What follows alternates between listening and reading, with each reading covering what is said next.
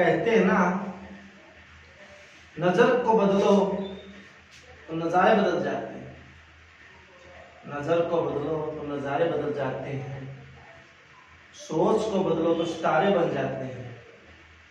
कश्तियां बदलने की जरूरत नहीं, किश्तियां बदलने की जरूरत नहीं, दिशा बदलो तो किनारे खुद ब खुद बदल जाते हैं। गुड मॉर्निंग स्टूडेंट, आज हम स्टार्ट कर रहे हैं अपना नेक्स्ट लेक्चर करंट इलेक्ट्रिसिटी। कुछ बातें उसमें रह चुकी हैं, आज उनको हम कंप्लीट कर के इस यूनिट को, फर्स्ट चैप्टर को कंप्लीट करने का प्रयास करेंगे। तो आज का हमारा टॉपिक है कि डिफरेंस बिटवीन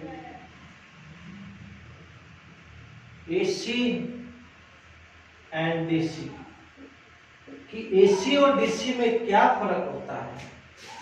बोलते हैं एसी और डीसी तो इक्वल होते, कोई सा भी आप यूज कर सकते हो, ऐसा नामुमकिन है, एक जैसे नहीं होते, दोनों अलग अलग होते हैं। आपको पता है जो करंट है वो मेनली टू टाइप के होते हैं, एक तो डीसी होता है, एक एसी होता है। डीसी को हम बोलते हैं डायरेक्ट करंट, एसी को हम बोलते हैं अल्टरनेटिंग करंट। ठीक है, डीसी करंट है वो प्रोड्यूस किया जाता है किसी बैटरी के द्वारा, किसी सेल के द्वारा, सेल और बैटरी। डीसी को किसके द्वारा प्रोड्यूस किया जाता है, किसी सेल या बैटरी के द्वारा, जबकि इसको प्रोड्यूस किया जाता है, हमारे पास दो मैग्नेट होते हैं एन और एस, उसके बीच में क्वाइल को रख करके और उस क्वाइल को, ये दो मैग्नेट होते हैं, इनके बीच में रोटेट करा के, तो एसी जनरेटर के द्वारा एसी करंट को प्रोड्यूस किया जा सकता है। कैसे? क्वाइल को किसके बीच में रखा जाता है, दो पोल के बीच में, फिर उसको रोटेट करा जाता है, तब इलेक्ट्रिसिटी प्रोड्यूस की जाती है। कौन सी? एसी। तो हमारे पूरे वर्ल्ड के अंदर जो डीसी है वो केवल 1% यूज की जाती है, 99% कौन यूज होती है? एसी। इसका यूज होने का कोई फैक्ट तो है कि एसी ज्यादा यूज करते हैं, डीसी ज्यादा यूज नहीं करते, करते तो है लेकिन नाम मात्र 1%। अपने घरों में जितने भी इंस्ट्रूमेंट होते हैं आप देखना सभी एसी के हैं, केवल एक दो कंपोनेंट को छोड़कर। जिससे इन्वर्टर है, इन्वर्टर की जो बैटरी होती है उसमें डीसी होता है, और तो हमारे तकरीबन एसी में ही काम करते हैं। तो एसी जो डीसी है वो बहुत ही कॉस्टली होती है, किसकी अपेक्षा? एसी की अपेक्षा। क्यों? क्योंकि इसके अंदर जो एसी जनरेटर है, डायनामो है, उसके अंदर किसी केमिकल का यूज नहीं किया जाता, बल्कि जो डीसी है किसी सेल के द्वारा या बैटरी के द्वारा प्रोड्यूस किया जाता है। उसमें केमिकल यूज होता है और वो केमिकल समय समय के ऊपर खराब भी हो जाता है, ज्यादा समय तक रखे तो खराब हो जाता है। तो जिससे केमिकल क्या होता है? महंगा होता है। इसके मतलब डीसी क्या होगी? महंगी होगी। इसमें किसी केमिकल की आवश्यकता नहीं होती, इसके अंदर ज्यादा मेंटेनेंस की आवश्यकता नहीं होती, एक बार लेने के ऊपर बार बार खर्च नहीं होता, उसके बहुत ज्यादा लंबे समय तक चलते हैं, इसलिए एसी से ज्यादा इलेक्ट्रिसिटी हम प्रोड्यूस करते हैं। और जो डीसी है उसकी कई कमियां भी हैं एसी के कंपेयरिंग में। आप अंदाजा लगाइए, जो ट्रांसफॉर्मर होता है,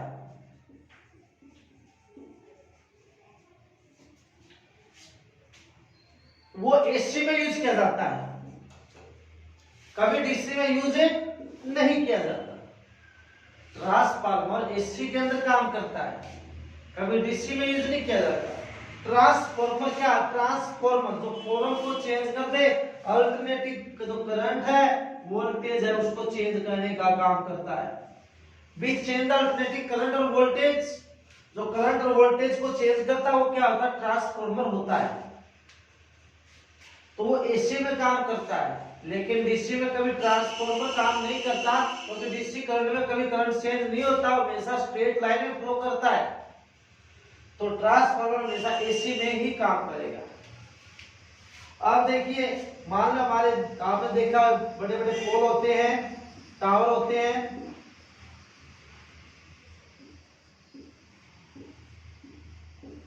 उनसे इलेक्ट्रिसिटी ऐसे पास होती है। फील्ड में आपने देखा होगा कि रोड के साइड में इलेक्ट्रिसिटी पास होती है। इलेक्ट्रिसिटी पास होती है, वहां पर एसी पास होती है, तो वहां पर डीसी का क्यों यूज नहीं करते। इलेक्ट्रिसिटी जब पास होती है तो उसमें हीट का लॉस हो जाता है। क्यों, किसी टेम्परेचर का रेजिस्टेंस बढ़ता है तो क्या हुआ, हीट बढ़ेगी। हीट किसकी वजह से हुई है, रेजिस्टेंस की वजह से हुई है। तो ऐसे करंट फ्लो करेगा और एक पॉइंट से कहां चले जाए, तो हीट का लॉस हो जाता है। अब आगे बात किसकी, डीसी की। डीसी को भी हम बेच सकते हैं, उसमें भी एनर्जी का लॉस होता है, लेकिन जब डीसी में एनर्जी का लॉस होता है तो वो एसी के अपेक्षा ज्यादा होता है। एसी में जो लॉस होता है वो कम होता है, लेकिन जो डीसी में लॉस होता है वो ज्यादा होता है। इसलिए हम डीसी की अपेक्षा हम किसको यूज करते हैं, हमें एसी को यूज करते हैं। डीसी में ज्यादा लॉस होता है, एसी में ज्यादा लॉस नहीं होता। तो जो डीसी करंट है वो एसी कंपेयरिंग में बहुत कम यूज किया जाता है, एसी को हमें ज्यादा यूज करते हैं। और इसकी काफी कमियां हैं डीसी की।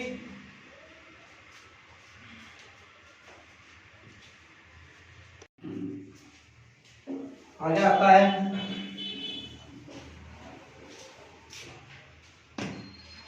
Ohmic and non ohmic device. Non ohmic device, ohmic और नॉन ओमिक डिवाइस कौन से होते हैं। ओमिक डिवाइस वो होते हैं, देखिए ohmic device, the device which obey Ohm's law, वो डिवाइस जो किसको ओबे करेगा, ओम्स लॉ को। ओम्स लॉ क्या होता है, V is equal to IR, in which V upon I is constant। V upon I किसके इक्वल होता है, V is equal to IR, तो V upon I किसके इक्वल हो जाएगा, R के इक्वल हो जाएगा। राइट है। ओमिक डिवाइस कौन से होते हैं, वो डिवाइस जो किसको ओबे करते हैं, ओम्स लॉ को ओबे करते हो। और ओम्स लॉ क्या होता है, V is equal to IR, यानी वो डिवाइस जो V upon I की वैल्यू किसके इक्वल होगी, कांस्टेंट, और वो कांस्टेंट क्या होगा, R। ठीक है। तो इसका जो एग्जांपल होता है वो सेमीकंडक्टर होता है, रेजिस्टर होता है ना, ट्रांजिस्टर, लिक्विड इलेक्ट्रोलाइट होता है, ये इसके एग्जांपल होते हैं। राइट है।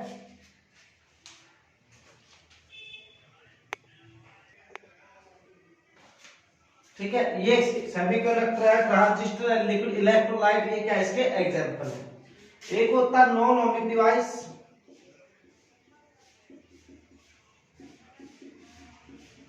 आपने लिखनी बिल्कुल सेम, क्या लिखोगे, the device which does not obey Ohm's law, जो ओम्स लॉ को ओबे नहीं करते, ओम्स लॉ को क्लैरिफाई नहीं करते, या जिसके अंदर V upon I is not constant, मतलब V upon I की वैल्यू कभी कांस्टेंट नहीं होगी।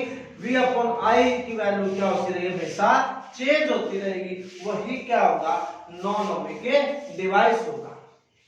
ओ एक मिनट, सॉरी, ये जो एग्जांपल मैंने बताया, ये सॉरी एक मिनट, इसके तो मेटल होते हैं बेटा, मेटल होते हैं, इसके होते हैं नॉन ओमिक के, सेमीकंडक्टर,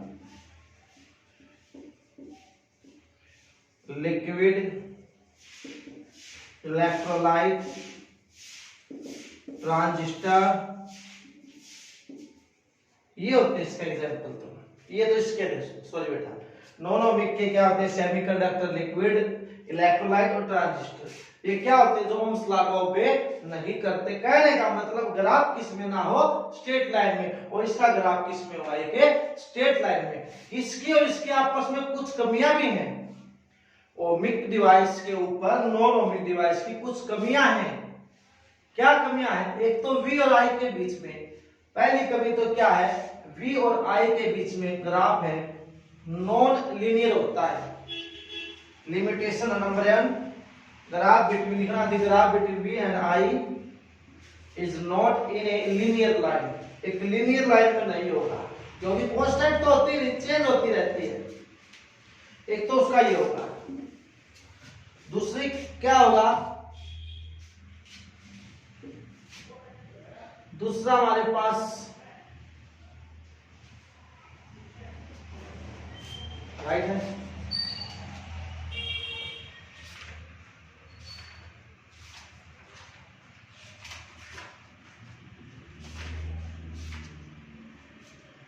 ठीक है, ऐसा बोल लो, ऐसा कर। मतलब क्या है? इसका मतलब क्या है? अगर हम इसकी वैल्यू कॉस्ट करंट की वैल्यू सेम रखे ना, ये मान ये है जैसे, अगर हम करंट की वैल्यू सेम रखेंगे ना, अगर हम करंट की वैल्यू सेम रखें तो यहाँ रेजिस्टेंस की वैल्यू अलग अलग आएगी। दूसरा क्या है? ग्राफ एक किसमें होगा? V और I के बीच में एक लीनियर नहीं होता। दूसरा क्या? अगर करंट की वैल्यू सेम रखेंगे तो रेजिस्टेंस की वैल्यू क्या आएगी? यहाँ पर अलग अलग आएगी।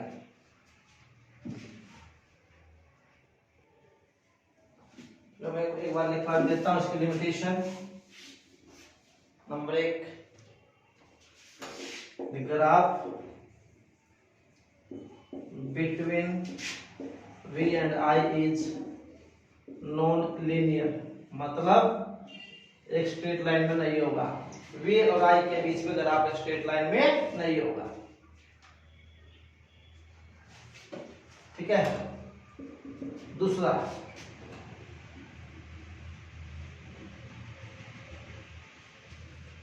ये ग्राफ है, इसका मतलब क्या है? इस साइड में नेगेटिव, साइड में क्या है? पॉजिटिव। तो यहां पर किसके ऊपर डिपेंड करेगी? जो V की वैल्यू नहीं, V की वैल्यू, पोटेंशियल की वैल्यू साइन के ऊपर डिपेंड करेगी।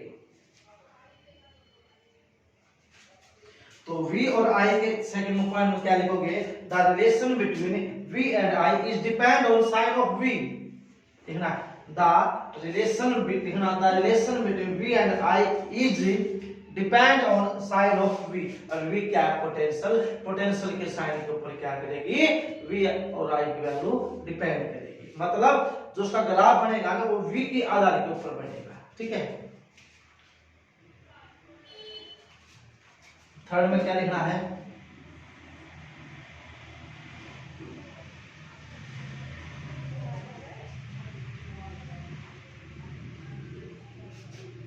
करंट की वैल्यू सेम रखनी है।